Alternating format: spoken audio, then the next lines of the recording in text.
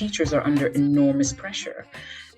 So it makes you realize that, maybe this is not some isolated American, British, focus on just pushing teachers to the bone, but it's actually more widespread than we think. This is international schools where you think, well, people tend to think at least it's going to be this much nicer ride. Things are going to be a little bit easier. The environment's going to be better, but actually maybe even worse because of that pressure for kids to perform, but make the teachers make the kids perform. There's this the relationship is not direct. It's like push the kids. The teachers have to push the kids to make them perform. And of course, every good educator encourages their student.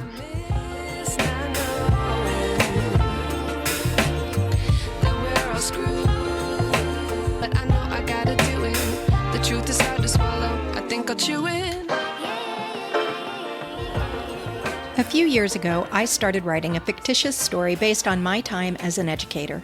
It is called Taught, and the story was partially inspired out of anger and frustration fueled by burnout. Okay, actually it was more than partially inspired by anger and frustration. But Taught has also become a vehicle for me to tell what I thought at the time, and in some ways continue to think, was and is the real story of teaching. I now realize that my perspective is not everyone's perspective, but there are some pieces of Taught that resonated with many educators. This podcast is an extension of that story, and I, a former teacher, will interview other educators asking them to share how they really feel about the current state of education. Why are so many teachers burn out? Why are so many, like me, leaving the field? We likely won't solve any problems or come up with any solutions, but we can create a community of voices that maybe begin the conversation around how educators can take back teaching. I'm Melissa LaFleur. Welcome to Taught, the podcast.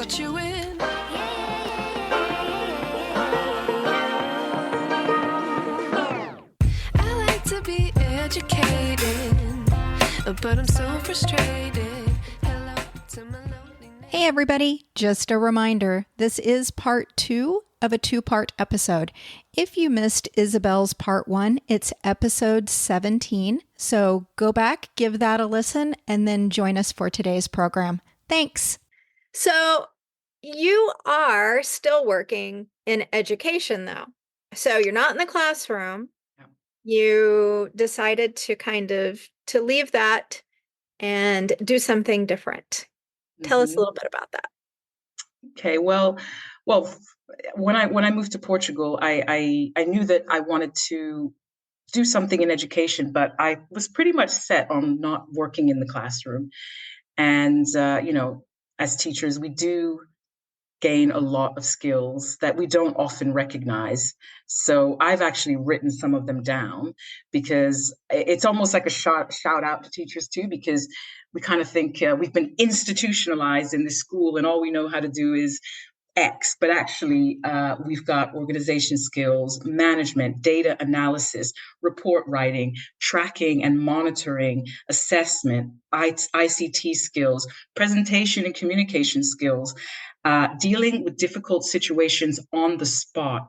We know that teenagers and young people are a tough audience. And how many situations have you got to judge right then and there? And I think that we need to recognize that first of all.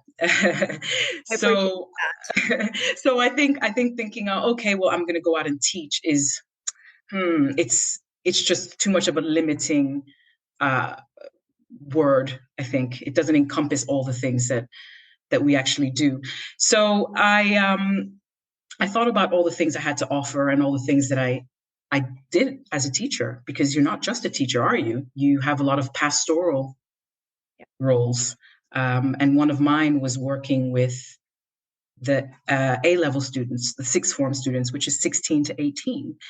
And a lot of that is about moving them on to the next stage in education, further education and university.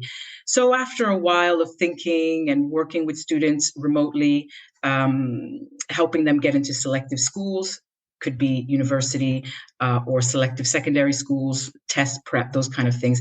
I expanded what I did and I founded In the Loop Education. And really, the idea is that students go through many different transitions in their education, and their parents go through transitions. I focus on international students because I guess I've always worked with international students, new arrivals to the UK, and here as well, students coming from the US or the UK, and they're going into different systems. They're going into the British system, they're going into the Portuguese system. And I know that as a parent myself, there's a lot of confusion around what's what. We Oh, don't yeah. even know the right questions to ask to get the right answers. And I feel like the parents that are in the loop that make, that have the right information can make the best choices for their kids and help their kids make the best choices for them. So, in short, what I do is I work with international families, helping them develop educational plans for their students, for their children. So, education pathways, let's say. We know that not all kids are going to go to college, and that's absolutely fine. Not all kids are academic or want to go that route. And it's really about recognizing that early, not trying to force them down a path that is just ultimately going to lead to frustration and failure because it's not right. And offer them a wide range of options, show them the options, right? So that they can make the best informed decisions for their families. And, it's been very rewarding work. What can I say? And for our listeners, I will be linking in today's show notes all the ways that you can contact Isabelle if this sounds like something that you might be interested in looking into. As a parent myself, my daughter is not at this place, but I have two adult daughters. And even in a system that I went through myself, that I felt like I knew, I found it challenging for me to navigate. I think that the world of education and higher education is kind of like the rest of our world. It's really evolving quite quickly, Mm-hmm. and you do have to kind of stay on top of things. Um, I know that recently you were telling me a story about a student that you were working with actually here in Portugal. And the student is not seeking out an international opportunity. He was seeking out something, um, we'll call it local, but here in Portugal, he wanted Mm-hmm. to stay in the country. And even you told me that even his process was a little bit different than what you are used to seeing the process. So it's just this next Mm-hmm. piece. Can you speak a little bit about that? Because I do love the fact that he had to do this little thing. Yeah, well, it's interesting because all schools are very different. So we can't even just speak of the Portuguese system. We have each individual school that's got their own sort of entry requirements or hoops that they want you to jump through, especially as schools are becoming more and more competitive. In this particular case, this student had to do a an elevator pitch, which is new to me. There have been some hints that there have been other schools who've asked for videos. Um, so this is also becoming popular, but an elevator pitch was quite interesting because it's very specific. It's a specific format to deliver it in. And, we kind of think of this generation as so easy and comfortable in front of a camera, but actually, when it comes to doing something like that, that's not the case. In this case, this particular student had a very good camera presence and seemed very comfortable. So that wasn't the issue. But I think, you know, one of the things I tell people is that you don't know what you don't know. And I think that is a real, it's going to be a real feature with international families because you're moving. And like you said, even when you're in your own system, things move on. The options we had when we went to university were completely different. Now you could do internship. As things move on, who's taking all this information and putting it in front of you and saying these are your options? It doesn't happen like that. And so I think a lot of parents are finding the need to have somebody give them an overview of what their options are and where they could go. You've got to stand out, and that's what a lot of things are. And sorry, and this is the other thing is we find this in any area, but students aren't always aware of what the competitive environment is.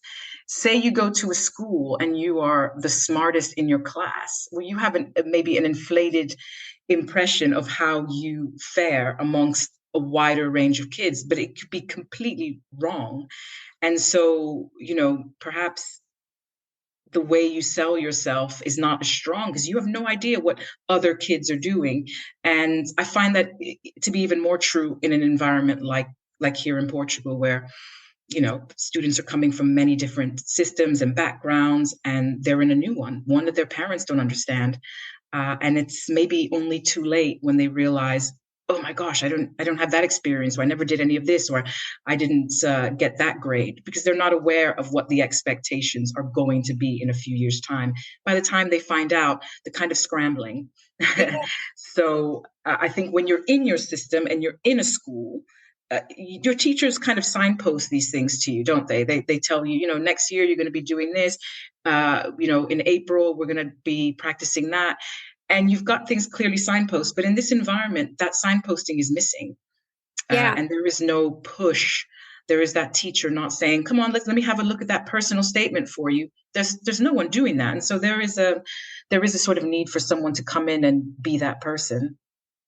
I think it also helps that you are an educator, and so you understand from that perspective. And I think that this is something that many parents and families need help with as they go along these pathways. Even if their student decides, not to continue on and go to college or anything along those lines, a Hmm. lot of times parents don't fully grasp exactly what their children need to be doing at each level to be successful as they get to the end of whatever their career, or I'm sorry, their education pathway may be.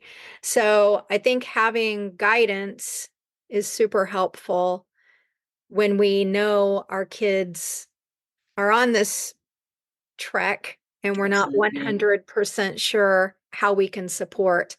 I know that you have done some really nice work working with the family as a whole, it being kind of this holistic approach where you have enabled parents to get some education themselves on what they Right. can do to be supportive. You transitioned to pretty much a new career in your move to Portugal, and you're using the same skill set pretty much that you were using in the classroom, except it's on your terms now.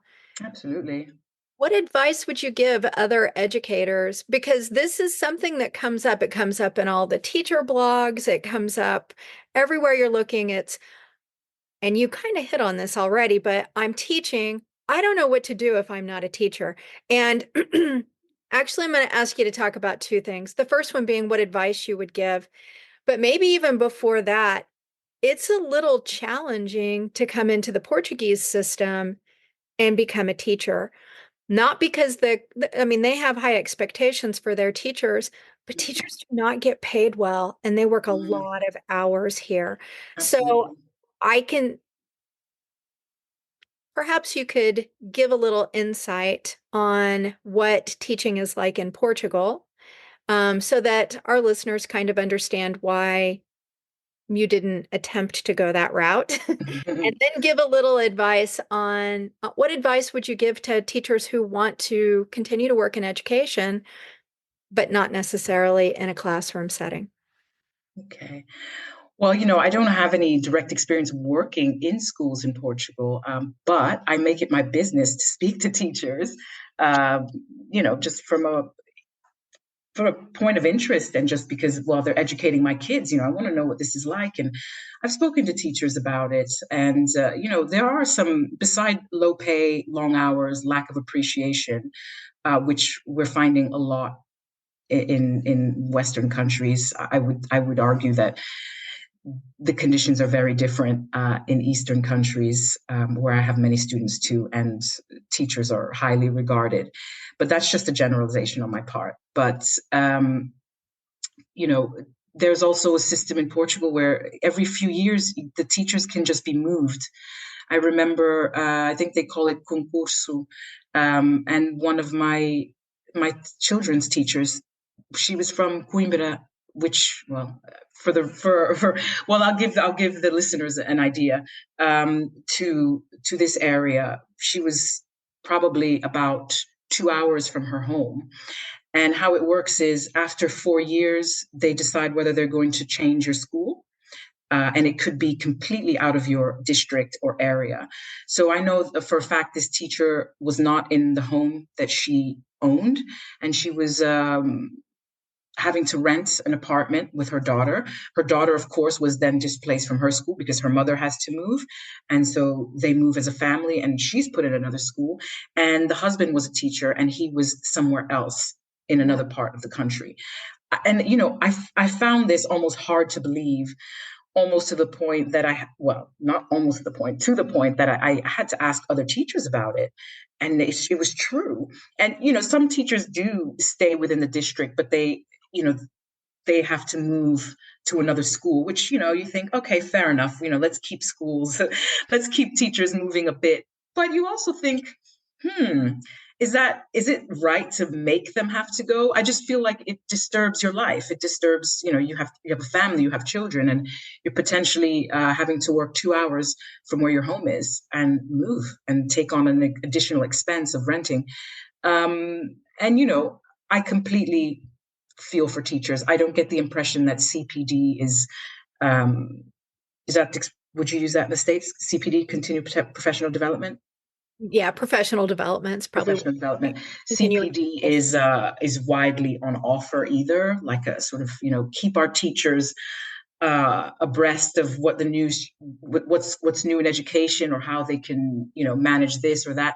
I don't get that sense either. But again, I'm not an insider in the Portuguese education system, so it's really hard for me to say.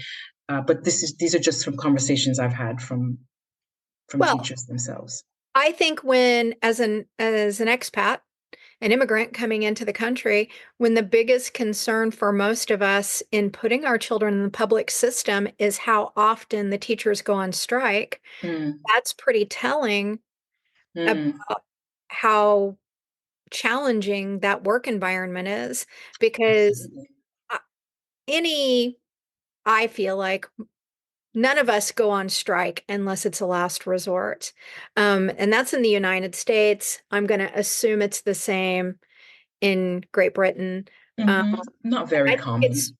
it's the same here. Nobody wants that. We all go into it Mm, because we want it, like you said at the beginning, we want to be in a classroom building relationships so we can get to know some kids, figure out where their learning's at and how far we can take them. We are not into the whole politics. Actually, teachers, I feel, are thrown into politics. We don't want to be there, mm, yet yeah, and there quite often. I agree. And just to also, because I guess if I had considered teaching in Portugal, it would have been at one of the international schools, which by and large are located in Lisbon and a few in Porto. And I've heard stories too. It seems like this pressure to perform and for students to get these grades, not really for the students, but just for the school to be able to then sell it to more students. Well, these are our results, is causing an enormous amount of stress on teachers. And I've had parents tell me that um, their kids have told them about the teachers, the stress they're under. It's made some teachers, a bit impatient under pressure. I had another parent tell me about teachers crying about the pressure that they're being put under. And, you think, oh, I'm working at this nice international school in Portugal where, the kids are paying, double digits and thousands to go to, and the teachers are under enormous pressure. So it makes you realize that, maybe this is not some isolated American, British, focus on just pushing teachers to the bone, but it's actually um, more widespread than we think. This is international schools where you think, well, people tend to think at least it's going to be this much nicer ride. Things are going to be a little bit easier. The environment's going to be better, but actually maybe even worse because of that pressure for kids to perform. But make the teachers make the kids perform. There's this the relationship is not direct. It's like push the kids. The teachers have to push the kids to make them perform. And of course, every good educator encourages their student. But like I said, there's so many factors outside of what happens in the classroom that affect student performance that really are not taken into consideration enough. That's a really good point. And you're kind of making the case for why you would not want to leave one system that was not working for you as an educator and jump into another one that sounds like it had a lot of the same pitfalls. Mm-hmm. So you did branch out on your own, and you did a lovely job of pointing out just a few of the skills that teachers have, but we don't see that in ourselves. What No, we you're see right. is, oh my goodness, I've got to get a job. I hear teachers say this all the time. Educators, the only thing I've ever done, la la la la la, worked in a school. The only thing I ever did was teach first grade. The only thing I've ever done Yeah. is work at the middle school and as an English language arts teacher. So you branched out. What's your advice for others that still want to, we still want to help, we still want to teach? Mm, yeah, I would say take stock of your skills. And you might not be able to do that on your own because I don't know how you feel, but when you've worked in a school for a while, it's almost like you go into a cave in the morning and then you come out, like the outside world and everything that was happening when you were in the cave, you're almost unaware of because you're just so hyper focused on your job. You don't really have time to think about all the things you do. You just do, and you're in go, go, go mode. I know I felt like that. You're in go, go, go mode from the minute you walk in the building until you step out. So I think it's really hard for us to see what we do. Everyone around us is kind of doing the same job. And it's just a given that you're working under tight deadlines and doing all these things that you see in job descriptions for all sorts of jobs. So I would say take stock of your skills. And if it's hard for you to do, which it probably will be, is to talk to somebody who is not a teacher or who's left teaching and have them look at those skills and tell you exactly, well, okay, monitoring and assessing, or even data analysis. Always analyzing data, creating data. Show them that's an example of how you do that every term, and find someone that can help you realize what skills you actually have. And I guess nothing is successful without some drive and passion behind it, right? What would you want to do in an ideal world? And I know we all have these crazy dreams as well, but within within reason of what you would do professionally. I think for me, it didn't come straight away. Like I said, I always just try and follow what I'm interested in, and that evolves into what I want to do eventually. I've always kind of trusted that method, even when there's some anxiety attached to it because you feel like you're just doing. But I feel that that's a tried and true process for me. Is try something, try creating resources. If that's what you loved about teaching, then try that. Put some out there, get feedback, see where it's going, and then maybe you think, "Ooh, I found this really interesting niche. There's this group of kids or people that are being ignored." And I really feel like I've got the skills to address their needs in some way. And I think that through that process, you can really find what makes you tick, find your interest, do something that motivates you. I think you're right. And I think going and looking up your own job description, you're going to Mm, get a list absolutely. of the skills that they needed you to have to do that job. And we do forget. We forget that, you know, if we were to read our job description, we might not even recognize ourselves. I agree with that 100%. That's really, really well put. Yes, I agree. I agree. So if you could go back and work in the world of formal education again, if you weren't an entrepreneur, you went Mhm. back. Or maybe you don't go back, you just change it for everybody else. Because my question's going to be, what is one thing you would change about education right now? Oh yeah, I'm ready for this question. I think for me, it would be about revolutionizing education, the content, the way we teach. A million teachers have said it. The education system is not fit for purpose. I've read a statistic saying that sort of something like 85% of the jobs that are going to exist in 10 years don't exist now. And I don't think that the system we have now is preparing students for that uncertainty, they have to be flexible, adaptable. And the two skills, and this is coming from, not from Isabelle Delatour, but this is coming from the major think tanks and the major researchers, saying that the top skills that are going to be in demand are analytical thinking and creative thinking. Now, I don't know about you, but I don't see much analytical or creative thinking skills being promoted in schools. As a matter of fact, I see the opposite. It's less about thinking. It's more about remembering and learning how to apply certain knowledge. Just apply it in a sense that not apply it in a real context, but apply it Okay. on paper. Right. So not even Yeah. manipulating objects. Oh, how would that filtration system work? No, it's about how would you describe it in that essay question? And so education is very far removed from, in my opinion, developing those skills.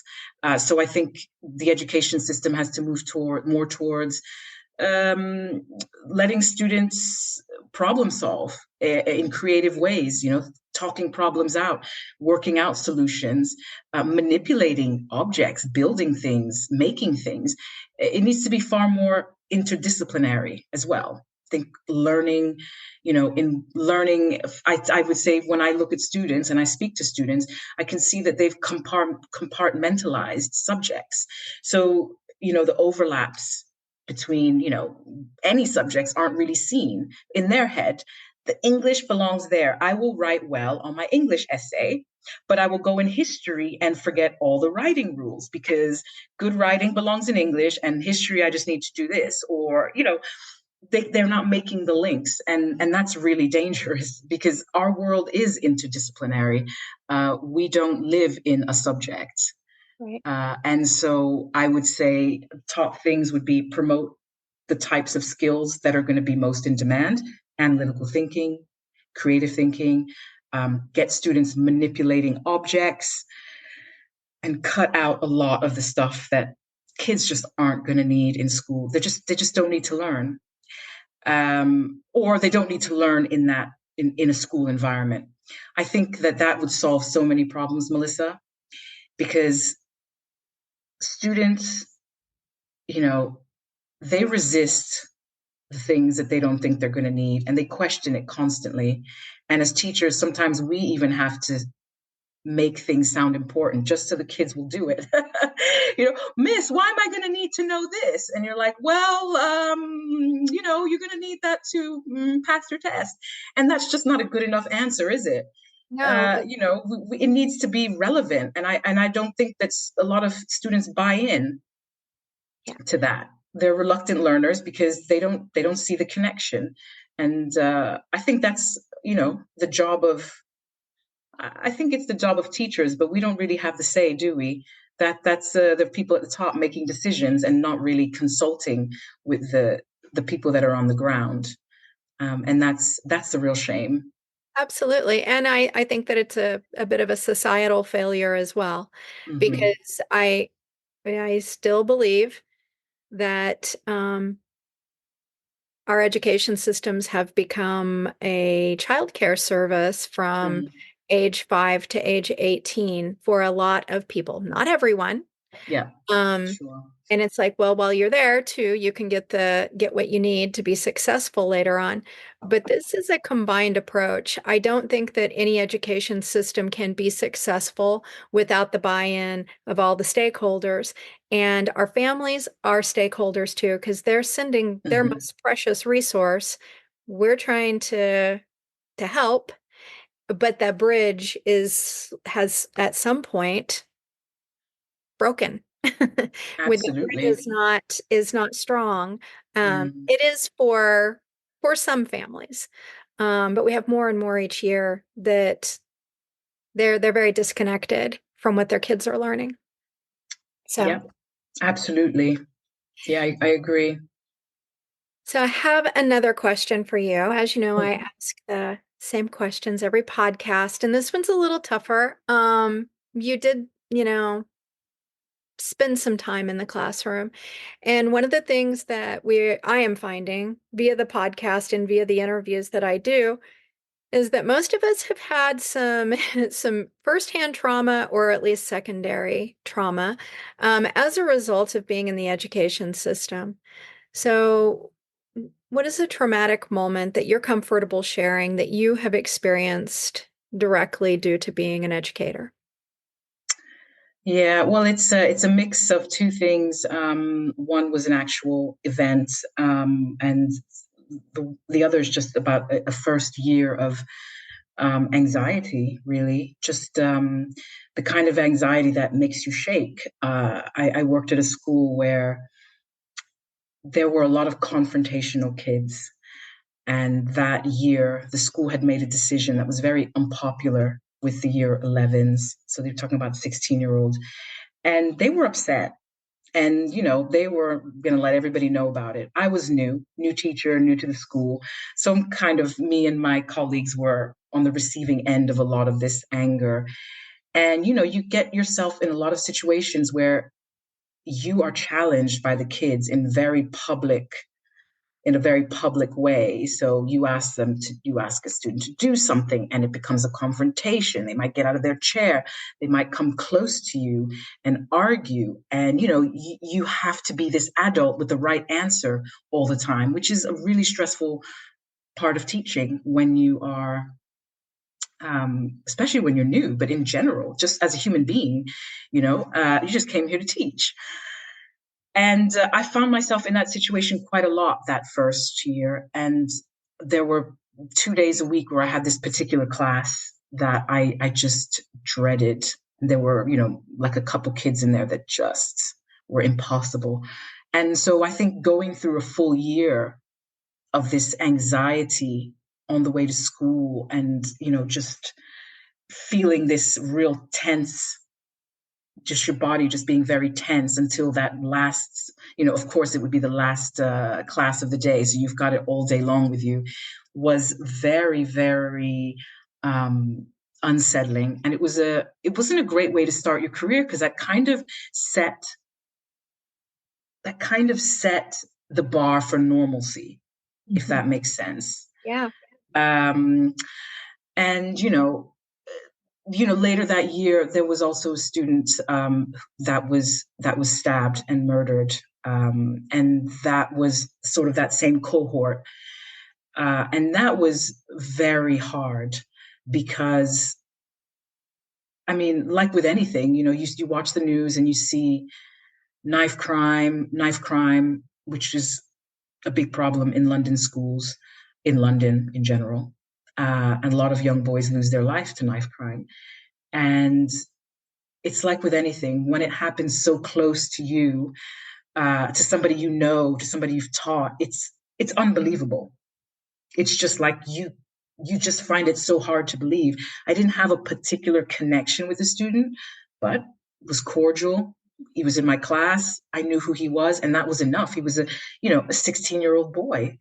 So that was very that was a very that was very hard, and it was very eye-opening, just to the kind of environment, like how quickly a kid could just 1 year be like this, 14-year-old starting to pick their GCSEs, and then you know gang And culture and all these kind of things sweeps them up very quickly, and they lose their life. I really appreciate everything that you just said because I think without the even without the untimely death of a student, I think that many of our educators in we call it high school in the United States and even in our middle school. So we're talking, grades 7 through Hmm. 12. Hmm. Hmm. This constant existence in confrontational environments where you are expected to act in a way that is not going to escalate the student, and that's Absolutely. different for every student. I cannot think of more stress than that. Yeah. We have these young people who, to be fair, are still in a place in their lives where they're learning to regulate their own emotions. And that just really leads to some scary situations. I would say for most educators who are teaching in those schools. And not one person yet has really brought this up. Mm. Um, but I was right there when you were talking about, you have these students that are confrontational, and you really described it with a lot of grace and love. And I appreciate that as well. Thank you. Thank you. Yes. So, same cohort of kids, though, they can be funny. And there were so many lovely ones. What's a So many lovely ones. memorable moment that you have as an educator? Ooh, you know, it's really hard to pinpoint one. But this story maybe is a little bit funny. I'm not even sure this is going to be the one I want to run with. But yeah, well, I had this group. I loved this group of kids. There were only about 16 of them, and we were very close.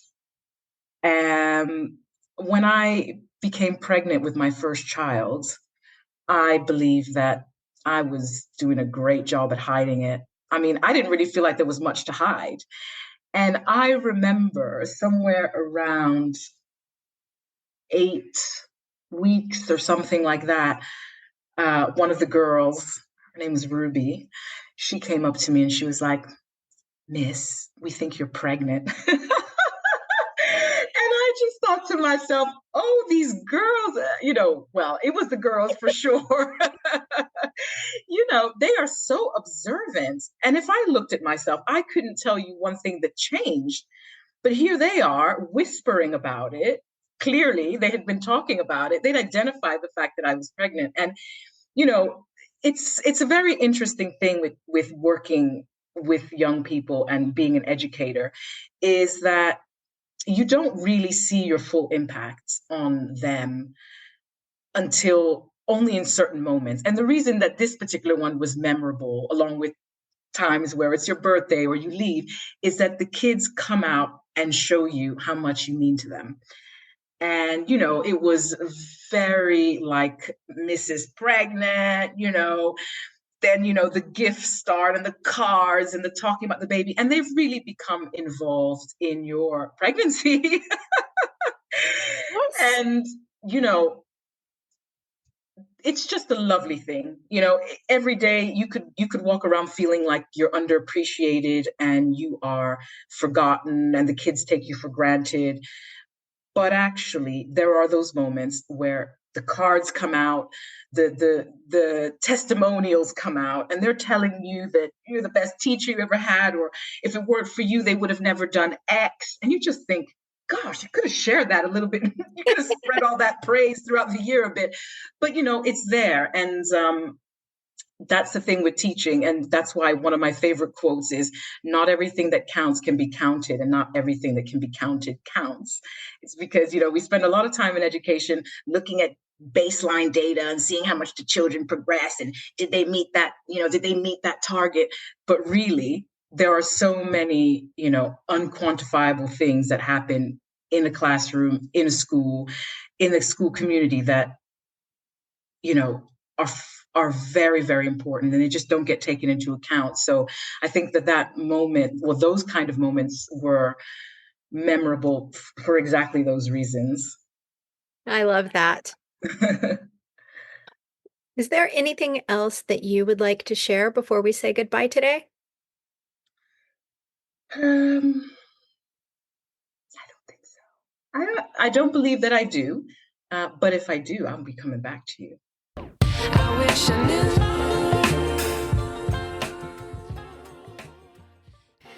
Today's episode was produced and edited by me. The theme music is by Otis McDonald featuring Joni Inez. But I'm so frustrated. If you know someone who might enjoy these conversations, please share the podcast episodes as much and as often as you can. It's as simple as copying the link you use to access today's episode and sending it in a message or sharing it on social media. I'm a small, independent operation, and your shares broaden our audience. Perhaps you or someone you know will be inspired to talk about teacher burnout. If you would like to get your voice on my podcast, contact me via the link on my webpage, taught.buzzsprout.com. Coach, speaker, and author Rashid Ogunlaru said, "It may take many voices for people to hear the same message." Join me in being one of the many voices rising up to get the message out around educator burnout. This is Melissa LaFleur. Thank you for listening to Taught, the podcast.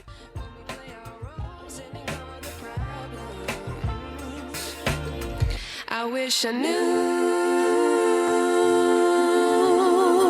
I have an important reminder/disclaimer to share.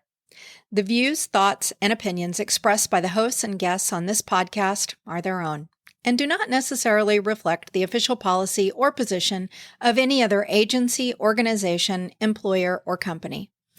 Content provided on this podcast is for informational and entertainment purposes only and should not be taken as professional advice.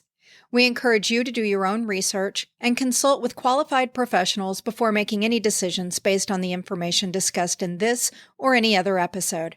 Additionally, any opinions or statements made during the podcast are not intended to malign any religion, ethnic group, club, organization, company, or individual. Listener discretion is advised. Thank you for tuning in.